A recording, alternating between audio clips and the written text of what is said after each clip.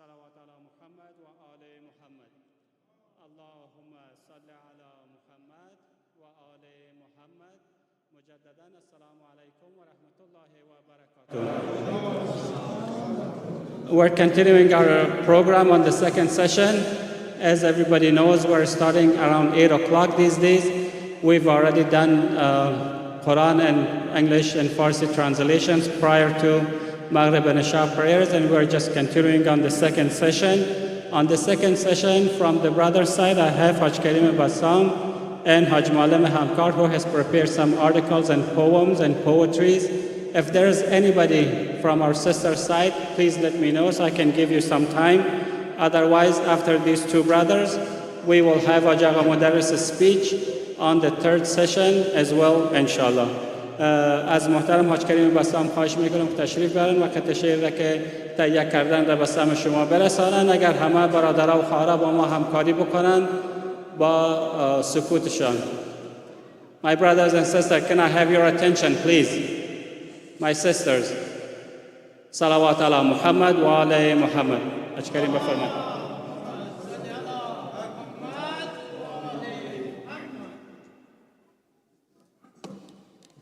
با صلوات بر محمد و آل محمد. ما صلی علی محمد و آل محمد. با این اشعار همچنان که مستحضر هستین به استقبال ماه محرم می رویم.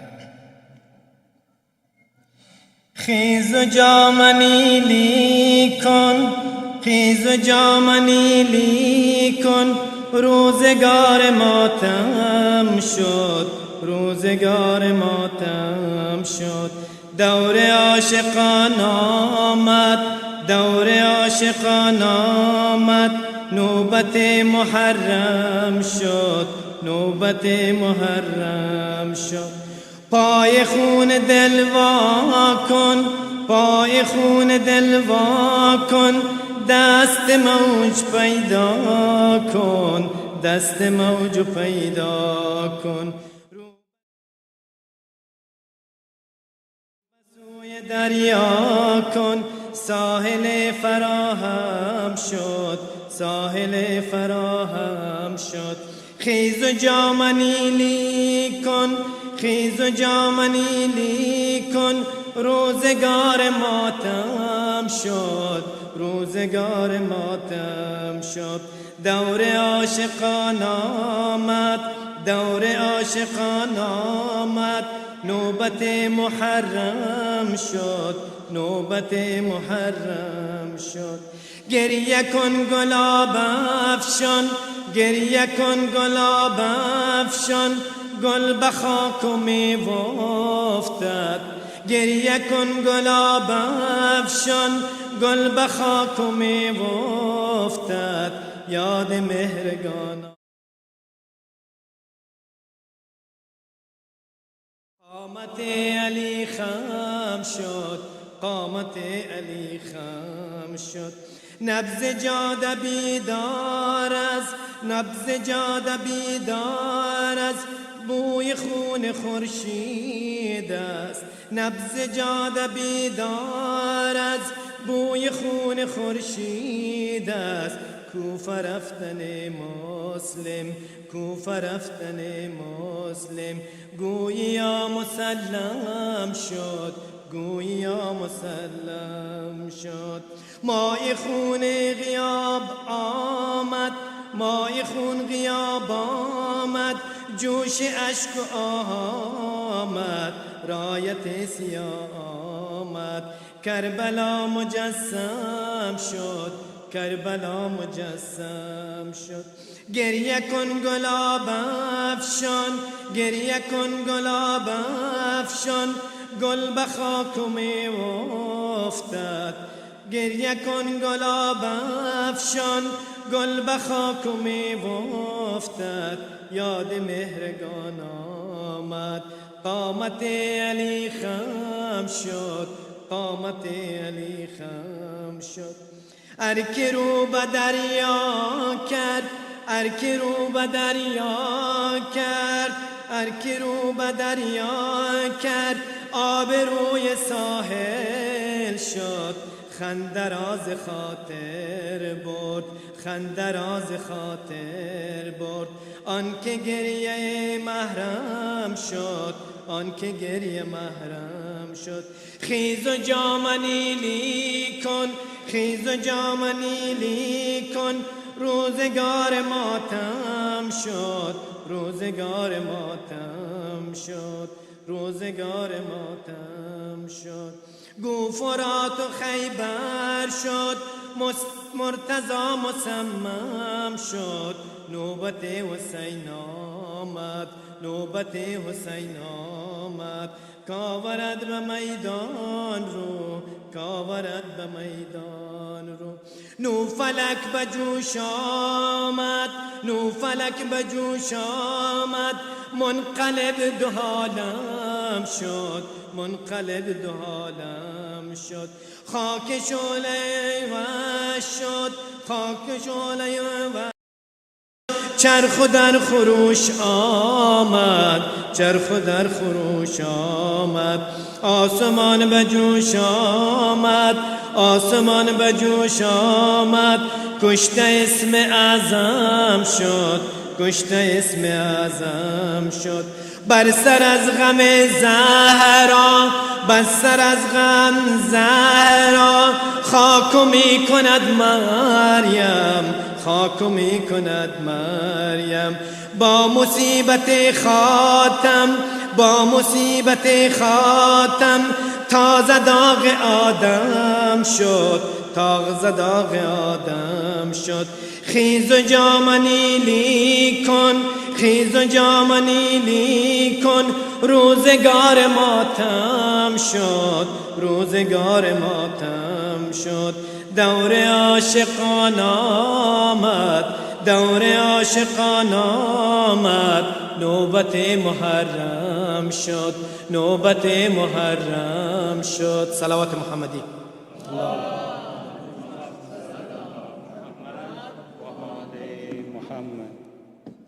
و با تشکر و سپاس فراوان از محترم حاج کریم بسام و از شعر زیبایشان، حالا هم از محترم حاج معلم همکار خواهش میکنم که تشریف بیارن و مطلب را که تهیه کردن را به سمع شما برسانند. سر سلامتی محترم حاج آقای معلم همکار، صلوات محمدی پسند ختم بفرمایید عزیزان. الله.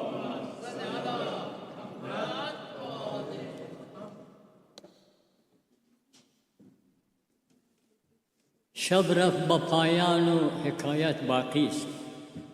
شکر تو نکردیم شکایت باقی است. گستاخی ما ز حد بیرون رفت ولی المنت لله که عنایت باقی است. من محمد مهر بیت محمد.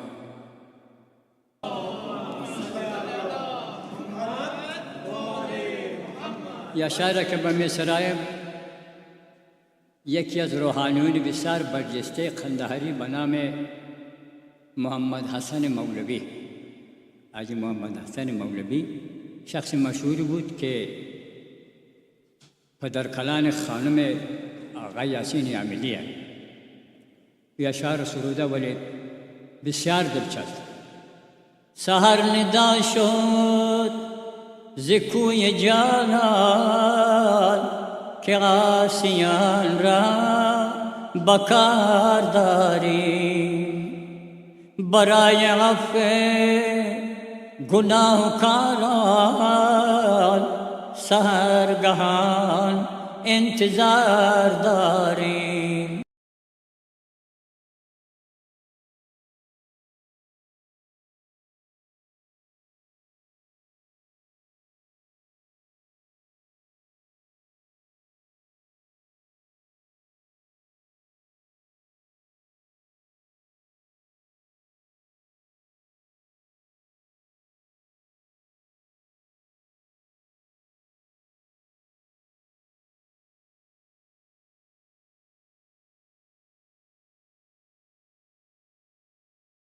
ما جدایی نفس کشیدی به صبحگاهی، یگان یگان را شمار داریم.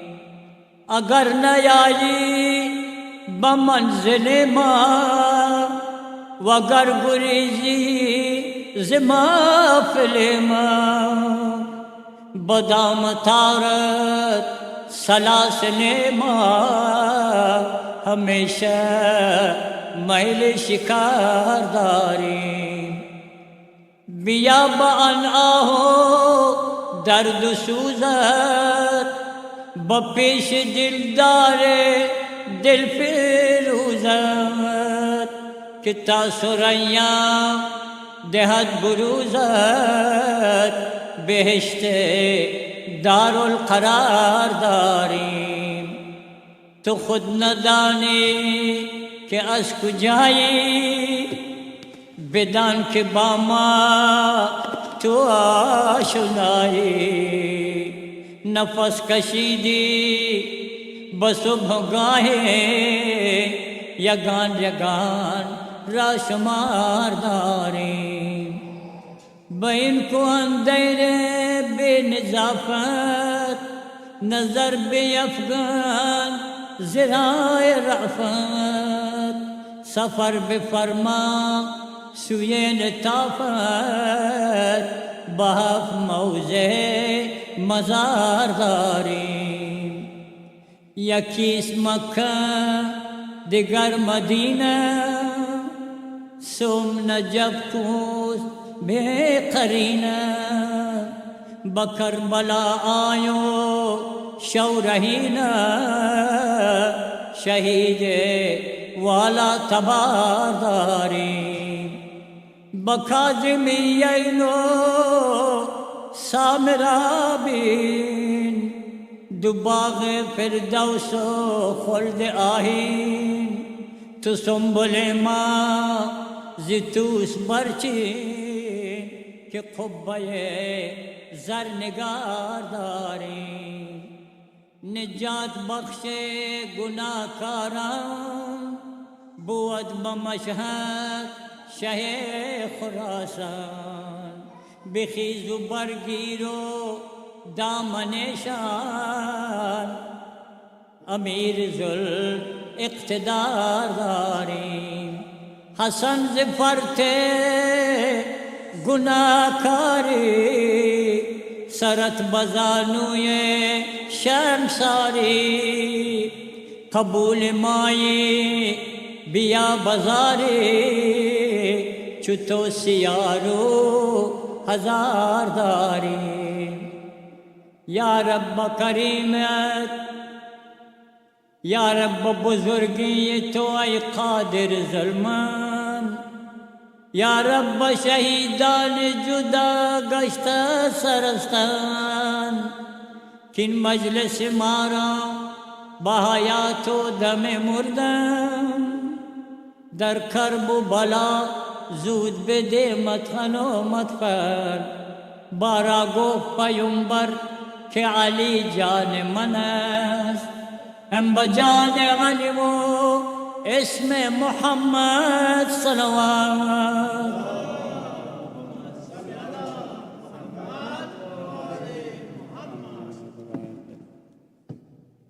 با تشکر و سپاس فراوان از محترم حاج معلم همکار و از شعر و اجرای زیبایشان واقعا باز هم سر سلامتی خودشان و فامیل محترمشان صلوات محمدی پسند ختم بفرمایید عزیزان.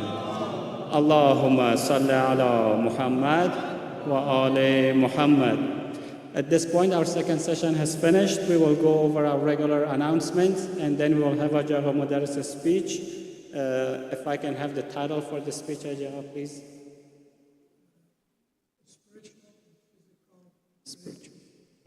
Spiritual and physical risk. With that being said, let's start with month of Muharram. Our month of Muharram is starting based on the latest email that you received from Masjid a few days ago.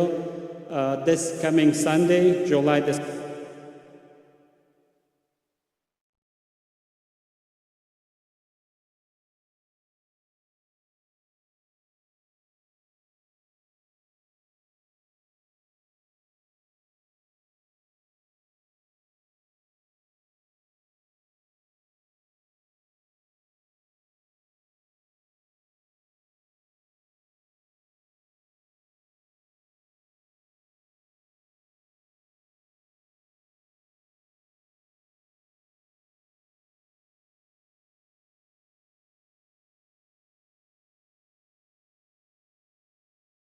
will be Quran, Farsi and English translations.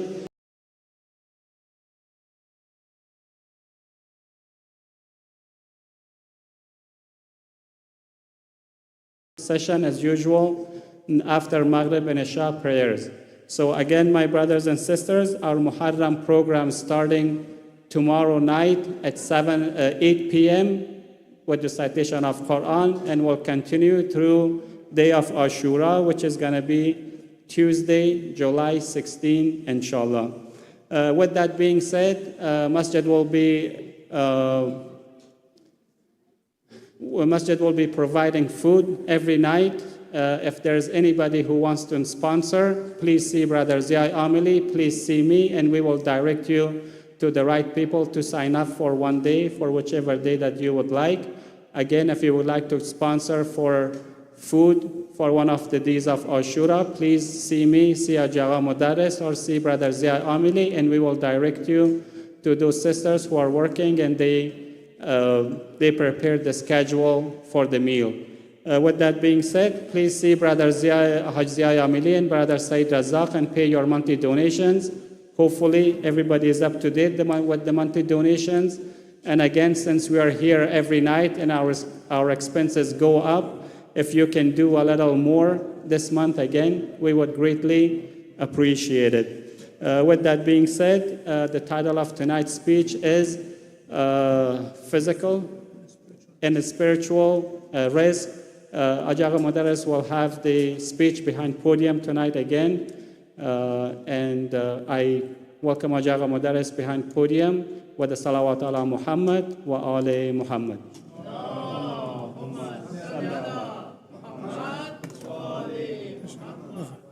Please.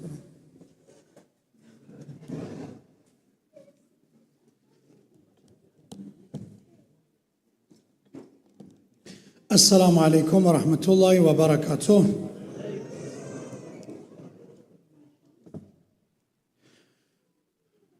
We are honoring event of Mubahila on the 25th of Dhul Hijjah. The Messenger of God, the final prophet, took his family, took his daughter Fatima Zahra alayha salam, took his son-in-law and cousin and his brother in faith Ali ibn Abi Talib, and his grandchildren Hassan and Hussein alayhim salam, to face them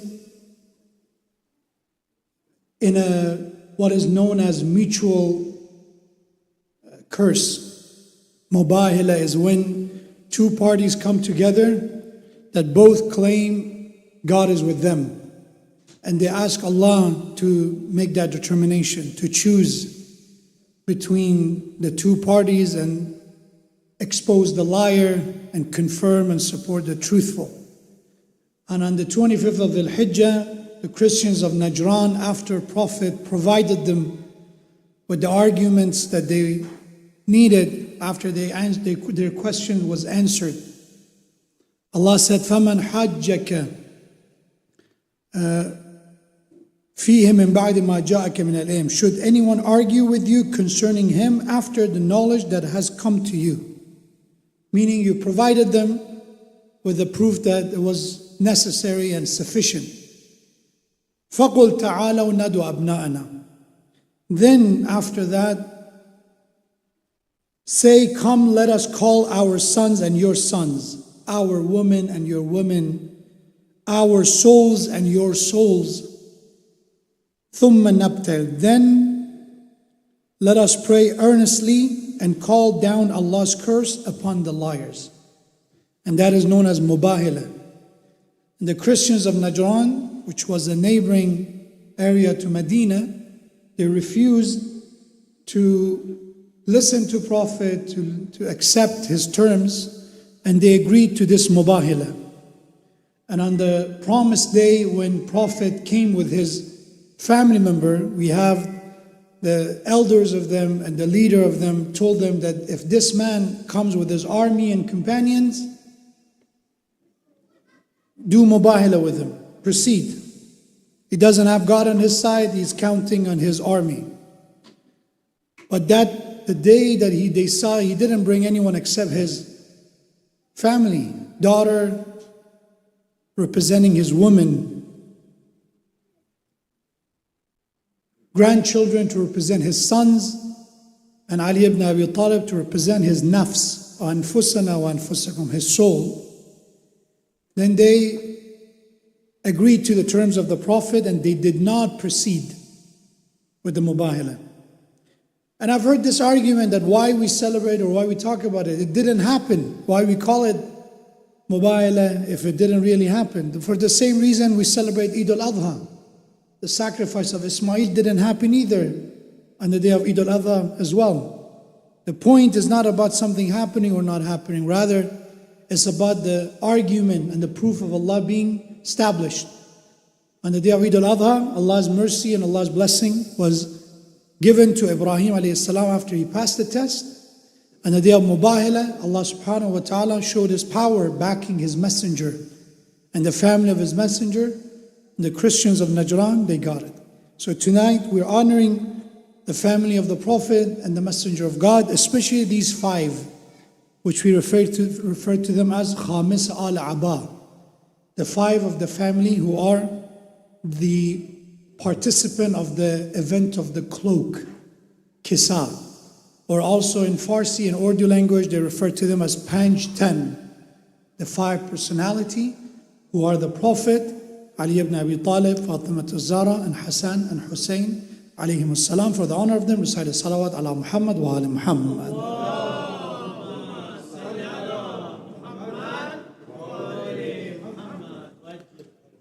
أعوذ بالله من الشيطان الرجيم بسم الله الرحمن الرحيم الحمد لله رب العالمين بارئ الخلائق أجمعين باعث الأنبياء والمرسلين الذي بعد فلا يرى وقرب فشهد النجوى تبارك وتعالى ثم الصلاة والسلام على خير خلقه وحبيبه حافظ سره ومبلغ رسالاته حبيب إله العالمين أبي القاسم المصطفى محمد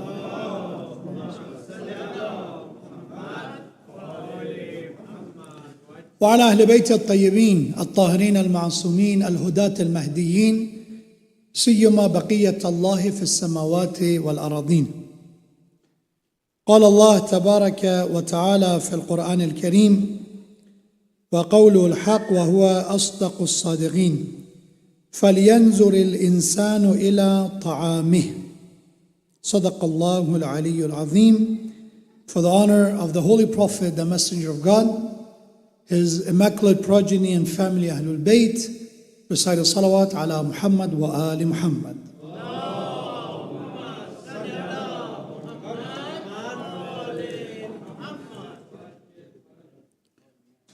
As it was announced and mentioned, from tomorrow night we are starting our Muharram programs and majalis, starting at 8 p.m. every night, inshallah, until 16th of July. I mentioned 99% Day of Ashura will fall in on a Tuesday, July 16th, and that's based on the no sighting tonight was possible anywhere in North America. So tomorrow night is easier, it's easily visible across North America. So Sunday will be the first, and if you count it, the 10th of Muharram will fall in on the 16th, inshallah. There are, of course, another email will be sent. We will have, inshallah, our blood drive as every year. So that is coming as well. Also, there is annual julus, annual procession of Muharram in downtown LA. That's another also annual event that will take place this year. So this will be, inshallah, shared with you in the coming days. We ask Allah, inshallah, to help us to take advantage of the opportunity of the month of Muharram to rekindle our love and our commitment to the Ahlul Bayt, especially to the Master of Martyrs, Imam al-Hussein alayhi salam, to find the strength and power of transformation through the light of Imam al-Hussein, as he was referred to as Misbah al-Huda.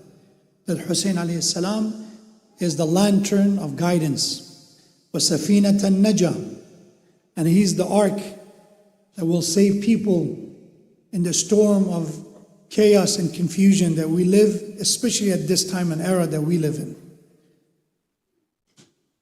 The topic for tonight, and the reason I chose is when Muharram comes, the way we look at Muharram, it depends on our worldview. Not only Muharram, but everything else. Ramadan, when it comes, our worldview has a very important impact on how we experience life, how we process events of life.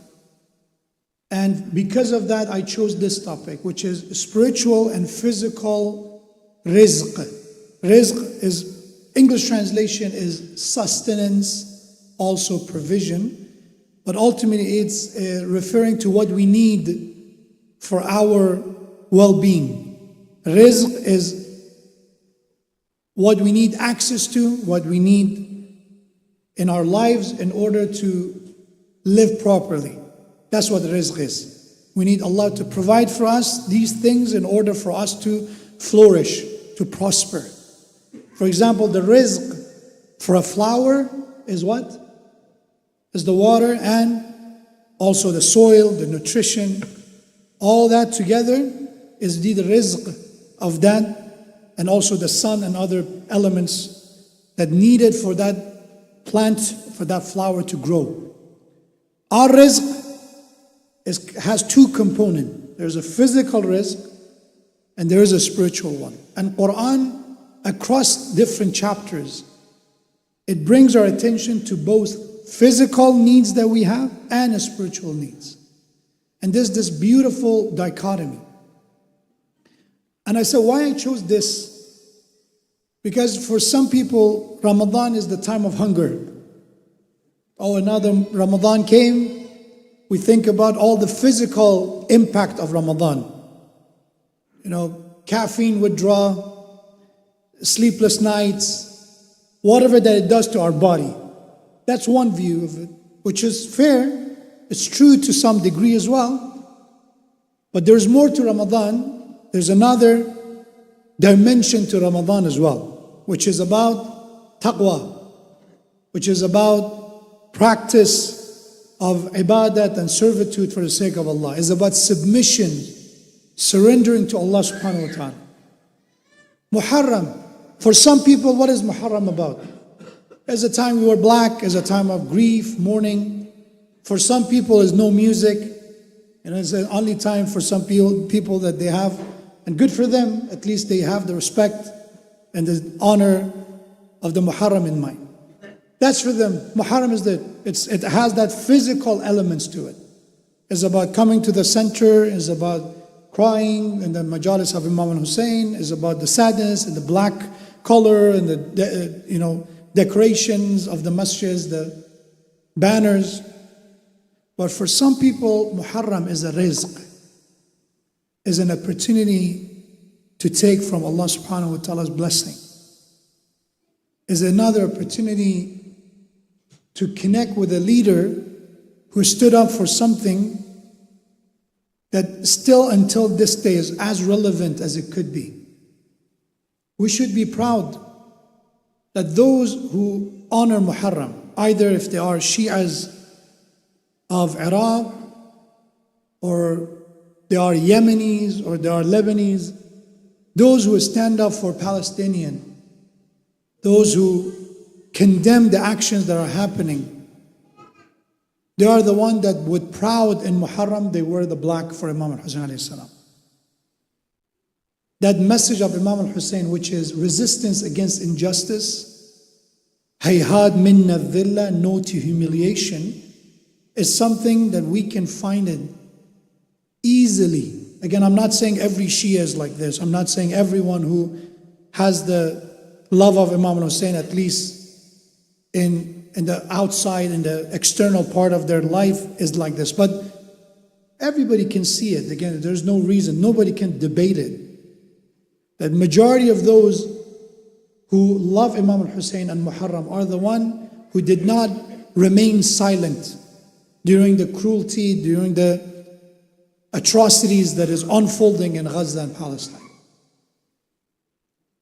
when we cannot deny that one force that doesn't let a true lover of Imam Hussein salam to remain silent is coming to Muharram and listening to the message of Imam Hussein salam. That how can I cry for Ali al-Asghar? How can I talk about atrocities of Bani Umayyah and Yazid, and then hear and watch and observe what's happening to children right now in Gaza and say, you know what? I try to disassociate myself from that. So Muharram is an opportunity. And if you want to see what's the point of it, just look at how, in a global scale, it has its own impact. And we cannot deny it. But what is rizq that is physical in the Quran? As I said, Quran is a very practical book, is a pragmatic book. It's not the book of complicated metaphors and unclear, vague messages. There's a lot of practicality in the Quran. And the purpose of that is because this book was meant to be recited, it was meant to be understood, and ultimately it was meant to change our lives for the better. It wasn't a book that you just recite for the sake of reward. It was meant to be recited. You get the reward, but the ultimate purpose was أَفَلَا يَتَدَبَّرُونَ الْقُرْآنَ. You should reflect on it. You should understand it. That was the main purpose. If someone in the world, in the Muslim Ummah, they recite the Quran, recite the salawat ala Muhammad wa ala Muhammad.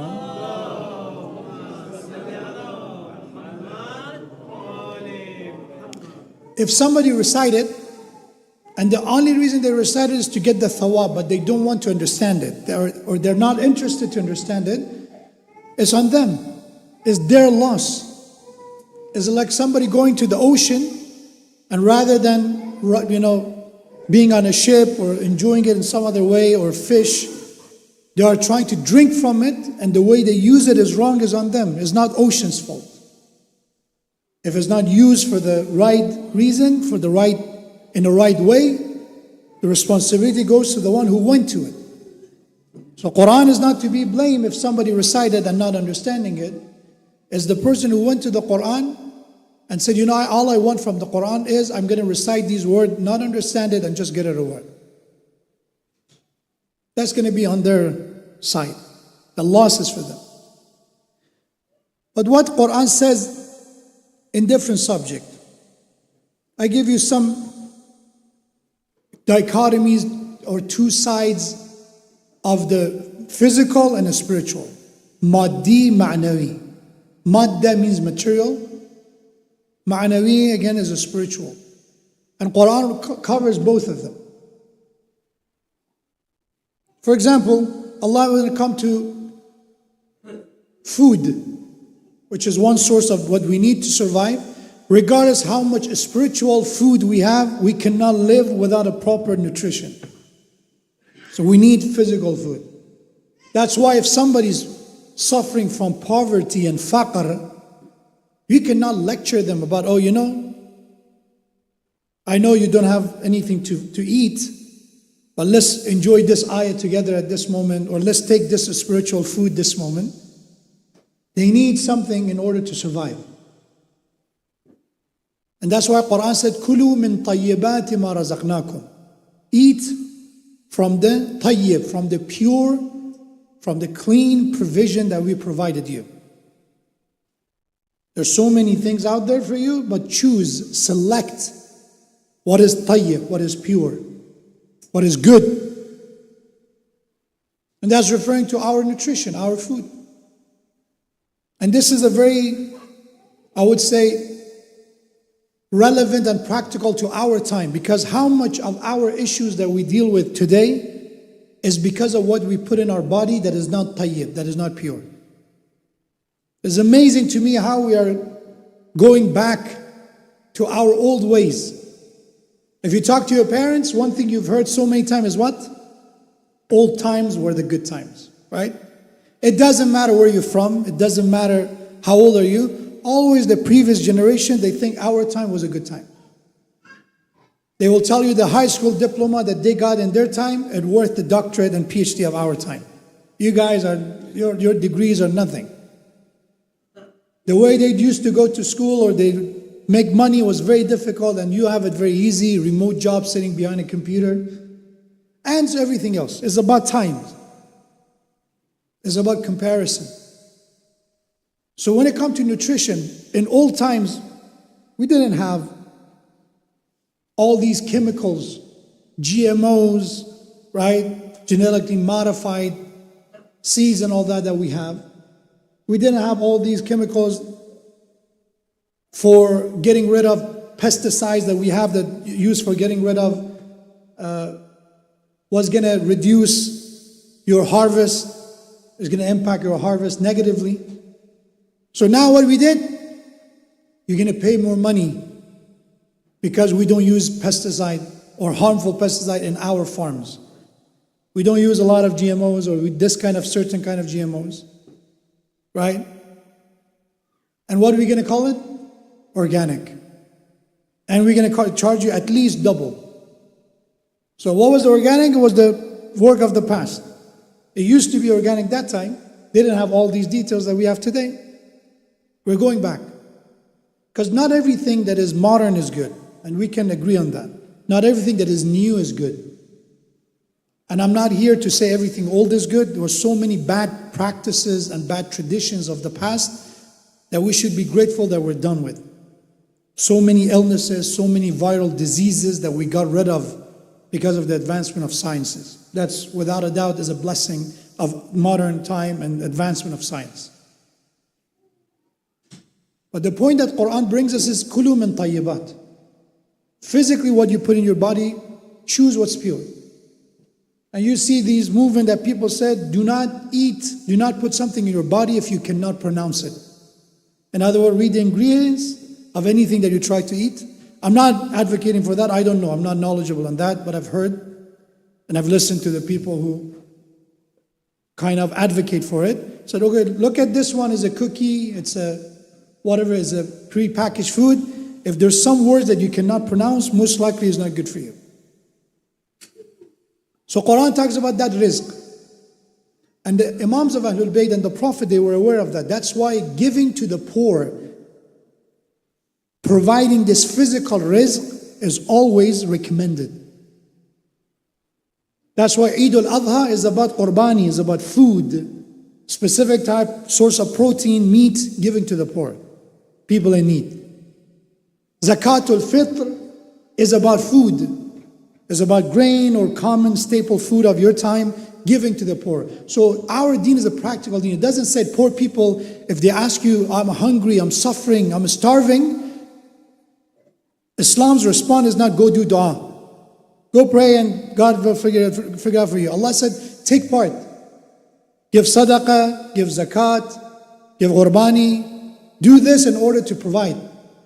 Ali ibn Abi Talib and the Imams of Ahlul Bayt will carry sack of food in the middle of the night from one door to another. Imam as-Sadiq alayhi salam will go to the neighborhood. The companion of the Imam Ja'far as-Sadiq alayhi salam said, I told Imam that this neighborhood that you go to, they're not your followers. They're not your friends. And Imam alayhi salam said, so what? Still they're in need. In this case, it doesn't matter if they're my Shia or not. It doesn't matter if they believe in me or not. There's someone in need, there's a faqir, there's a poor in need, I'm here to help. Because when it's come to this risk, there's no discrimination. Our faith is the one that Ali ibn Abi Talib, when he was struck, when he was injured, we have that he was losing consciousness and regaining his consciousness, fainting. And the moment he was awake and aware, he would look at his son, Imam al-Hasan, and said, my son, from the same food that they brought me, take to the one who is my assassin. Take to the Ibn Muljam. Yes, he is my assassin. Yes, he is the one who attempted to kill me and eventually was the killer of the Imam. But he is asir. He is your captive. You're in charge of him. Provide for him. Don't let him sleep with an empty stomach. Take from the same food that you bring for me. Cho asir toast aknoon ba asir kun mudara is a Farsi poetry that covers that aspect. This is physical rizq. And Allah talks about it. It's important. Our job is to provide for our family. Fathers, husbands are responsible to provide that physical rizq for the family. There's the other aspect to that. Surah Abbas. فَلْيَنْظُرِ الْإِنسَانُ إِلَىٰ طَعَامِهِ. Allah says, O human being, observe what you're consuming. Watch and be careful over what you consume. Here again, the tafsir said this is not just physical food that you put in your body, it's also spiritual. What do you put in your ears? What are you listening to? فَلْيَنْظُرِ الْإِنسَانُ إِلَىٰ طَعَامِهِ. That's a ta'am, that's a food for your ears. And in English, we said food for thoughts. It's not physical, of course, physical, as a metaphor. Food for thoughts. So Quran said, فَلْيَنْظُرِ الْإِنسَانُ إِلَىٰ طَعَامِهِ. Your responsibility is to also observe over your spiritual food. What are you listening to? What are you watching? What are you reading? That also has an impact on your life. That has an impact on your well-being. If all I do all the time on YouTube, I'm watching a speaker who all they do is disrespecting my faith. All they do is creating one objection after another without actually doing the proper research. You know, I think someone said we should use a lot of examples in order to make the point basically across, to make it clear. Let's say you said, oh, you're telling me not to watch these videos. Let's say if it's a video against Islam, against Muslims, against Quran, against whatever that is. So you're telling me to just go in my cave and not be aware of what's being told? فارسی زبان هم این کار زیاد انجام میدن. میرن ویدیوهای نگاه میکنن که یا ضد قرآن است یا ضد اسلام است. الان ماشاءالله که هر کسی یک دونه میکروفون برای خود گرفته، یک دونه لپتاپ داره، همه به ما دانشمندن. خودم جای ما تنگ نکردم بیشتر کنن برای اینا دیگه هم بدن. ولی بعضی از اینا میرن گوش میکنن. یا فلانی نامم دارن.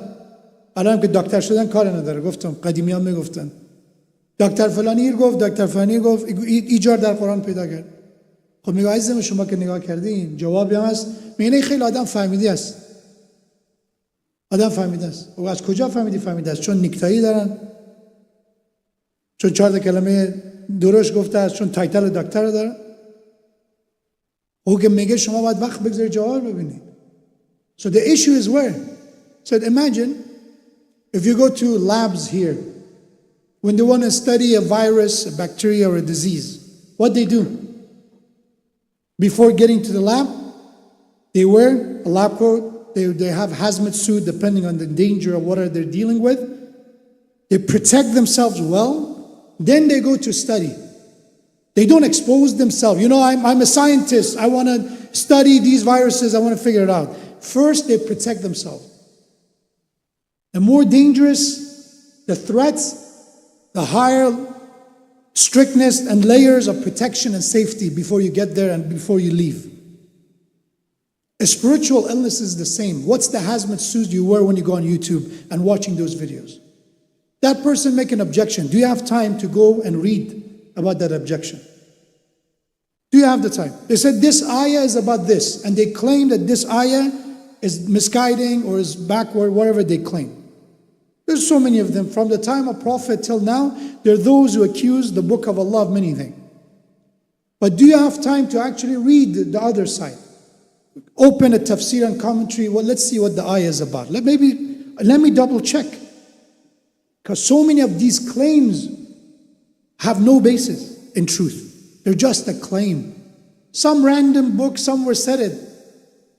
As I discussed a few weeks ago, not every hadith is a reliable hadith. So if somebody said, hadith said it, and suddenly my entire faith is not going to collapse and fall apart. Because I understand there are hadiths that we don't even agree.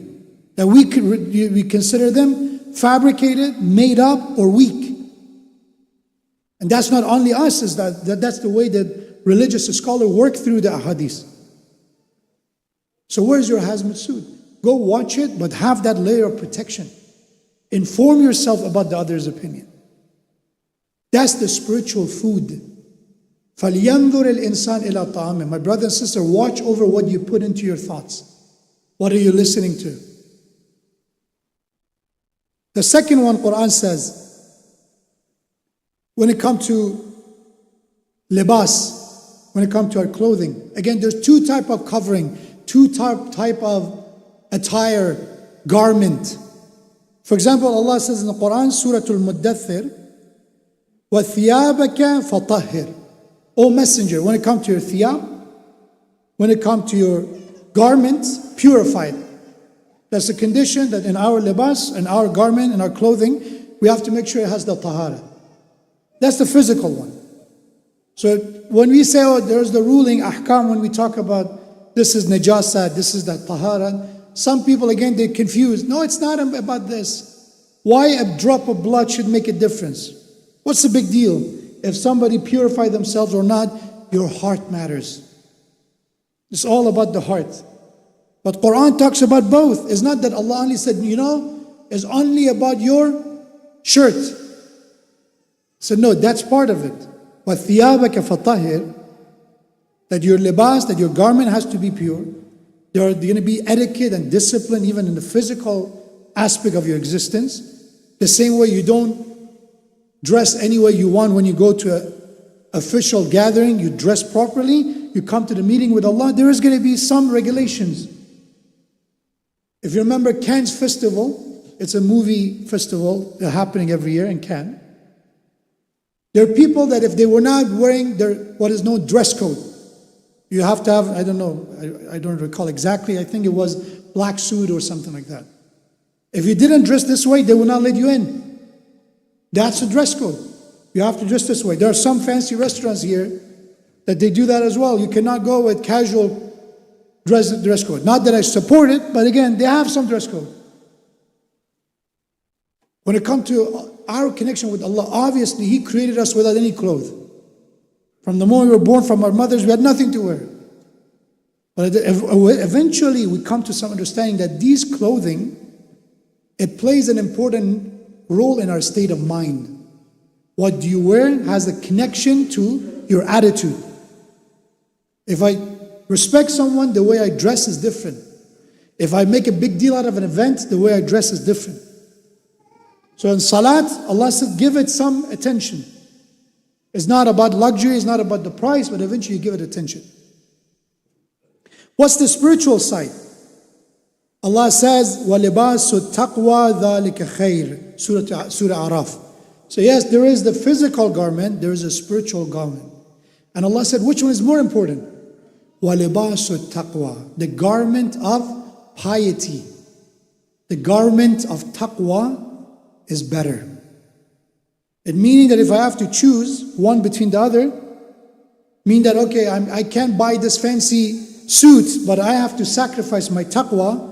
I have to lie, I have to cheat and deceive in order to get it. Remember to hold on to your piety and taqwa is more important. Your heart also plays a role.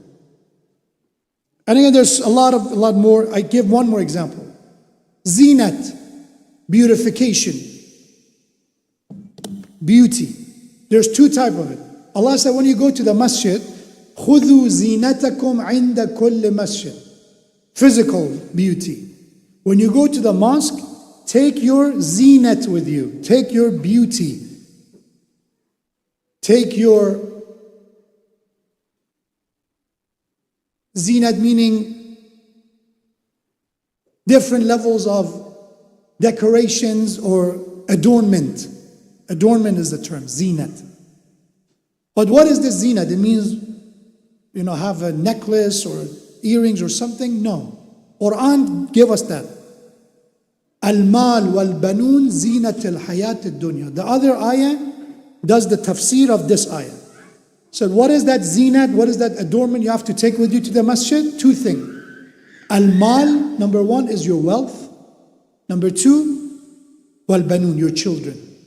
When you go to the masjid, take your wealth and children to the masjid. Meaning when you go, there's a moment you have to give to the poor. Give some sadaqah, have something with you from your wealth to share. To reach out and help. That's the mal, which is your zinat. And the second is family, manoon. That's your beauty of this life.